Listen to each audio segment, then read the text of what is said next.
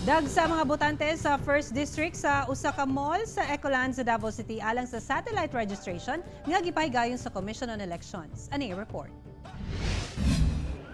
Sanglit daghan ang gaadto sa mga mall ug komportable alang sa mga botante.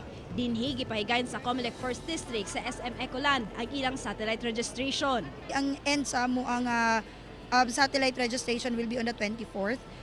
25th until the 30th na nami sa Magsaysay First District. Pipila sa mga midagsa maumasakop sa Philippine National Police. From Zamboanga City, mag-register last time, ma'am. So, karo, nagpa-transfer ko.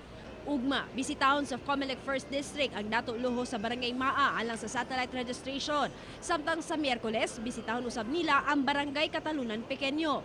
Huwebes, Barangay Matina Crossing ug Biyernes sa Barangay Talomo.